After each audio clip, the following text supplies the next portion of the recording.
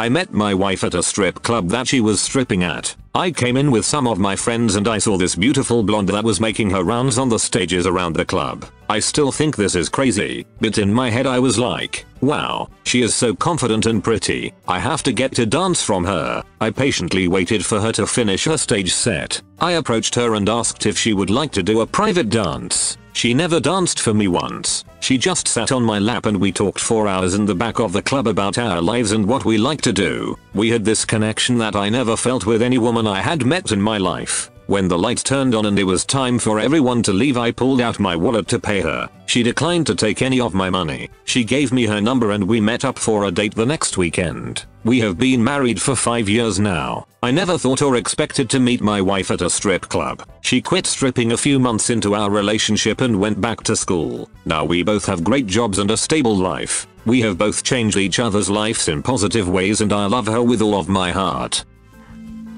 I've definitely been attracted and started to get emotionally attached to clients before, but will always take a step back before I get in too deep. Part-time cam girl and escort, so I can get away with not going on for a week or skipping a date or two just to regroup and remind myself of the situation. I have also got past clients who are now friends, who I am very much so emotionally attached to. It's kinda weird to think back and realize we met through sex work, honestly. Former sex worker here. I fell in love with a client. He looked kind of rockabilly and had heaps of tattoos. He'd bring me coffee and we'd talk about books and music. He made me a playlist of his favorite songs and brought me a copy of his favorite book. We swapped real names and talked honestly about life and relationships. One night we met up in a bar and he hung out with my friends. Stayed out all night and he crashed at mine. We were together for about 2 years. I quit sex work and went back to university, got a normal job. We moved in together. My family adored him and I got along really well with his mother. We broke up for pretty normal reasons. I wanted a responsible partner who I could build a life with, save money, be fit and healthy. He wanted to tour with the band, drink and party. Last time I saw him he was in and out of rehab and in some volatile relationship. I saw his mother last year and his business had failed. He hadn't been sticking with rehab and he was being charged with assaulting his ex-girlfriend. I really hope he manages to deal with his problems and get clean. I'm still thankful for the time we had and don't hold any grudges.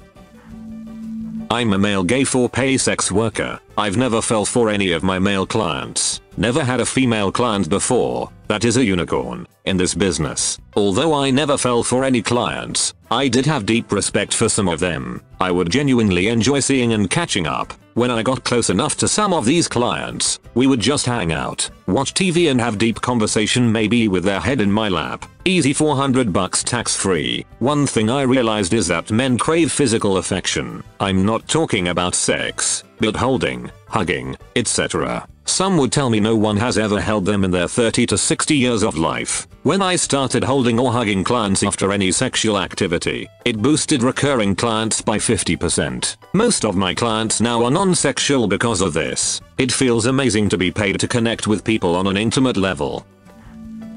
I actually used to be and met my now husband. We met through an appointment and we clicked. As lame as that sounds, we spent the next 3 days together and decided we both had feelings for each other. I honestly was ready to move on to a new career path at that point anyways, but we started dating. I quit my profession, moved in together and have now been married 2 years. Best decision I've ever made and we couldn't be happier. I worked for a brothel once, not as a sex worker, but as a designer and art director, and went to interview the women that worked there for a photo shoot, discussing outfits, how comfortable they were with showing their bodies and face, etc. And there was one that I really had fun talking to. I was excited to work with her on the shoot. She had a bubbly personality and I knew it would work great on camera. When the shooting day came, she was absent. Turns out she had a regular that had asked her to marry him, and she said yes. I used to be a $5,000 a night escort, but I fell madly in love with a socially awkward guy who loves to smoke weed and play video games. And now I couldn't be happier. Now instead of going out I stay in and feed my boyfriend pizza rolls while we watch anime together. I'm the luckiest girl in the world.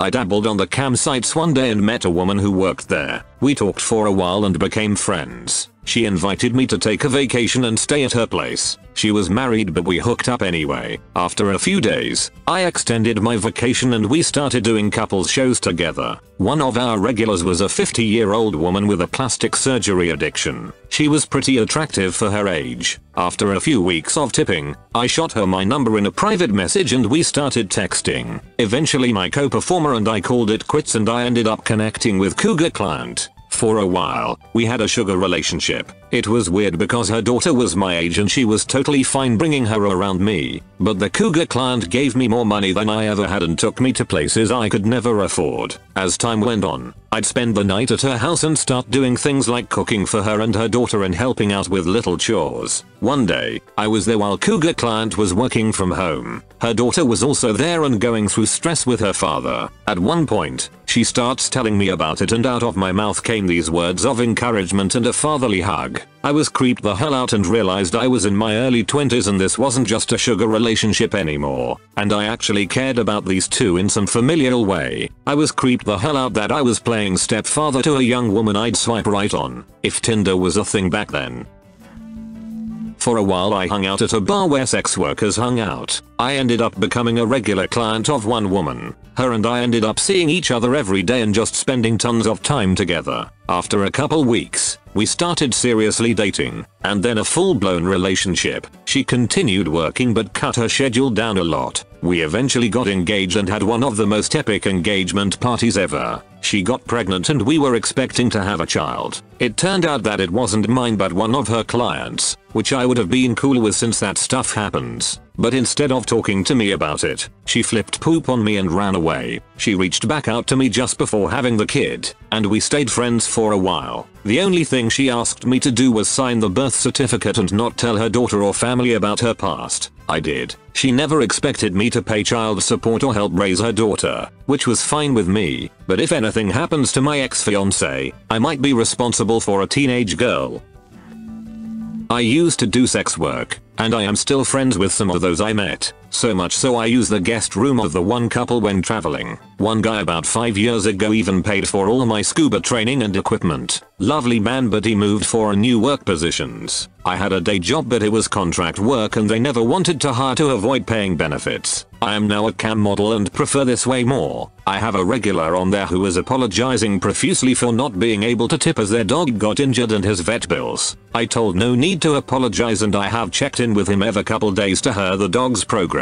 Because animals are important to me. Our pets are our family. I do morning coffee on cam too. I do love my life. On some level I think you have to care about the people you see often, because without these people I wouldn't be where I am today. I had a bad childhood and luckily I got out. In the beginning it was survival sex work, but now that I am cam modeling and doing fetish education work, I am able to build an audience and following to educate and show off. I talk about sex safety and knowing risk, playing smart all the time. People can do whatever they want with their body if it doesn't harm another being, in my opinion. I just want people to have their fun and minimize risk as much as possible. I luckily wrapped up that kind of life, with no lifelong illnesses. Thank you PrEP, pre-exposure prophylaxis, for reducing risk of contracting HIV and playing smart. Now that I do cam, no risk to me or any future partners.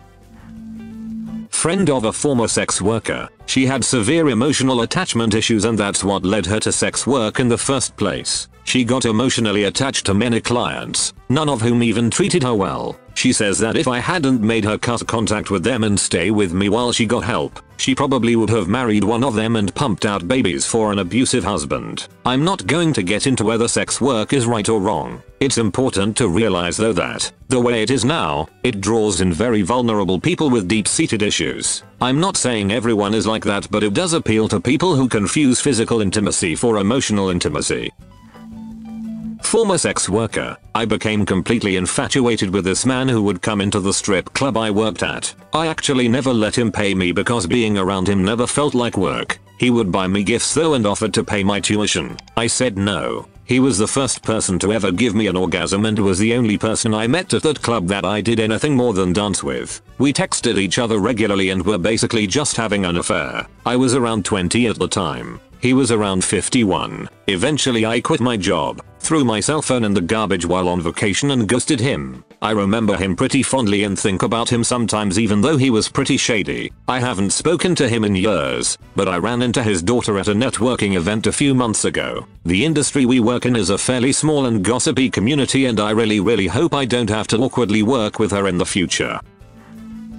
Not a sex worker, but I once met this girl online. She had a beautiful voice and I felt instantly attracted to her. We met through a friend. I hosted my own TeamSpeak server at the time and he would frequently use it with whoever he was gaming with. She was very impressed with the fact that I ran the server for some reason and we started talking. After a few months of hanging out online I finally got up the courage to ask her out. Turned out that she lived about 7 hours away, so I drove out there and picked her up for a concert. I got there and instantly there were sparks. She was turned on by my car as well and as a car guy that was a big plus for me. We kept visiting each other and eventually she moved in with me. I became emotionally attached to her and we eventually got married.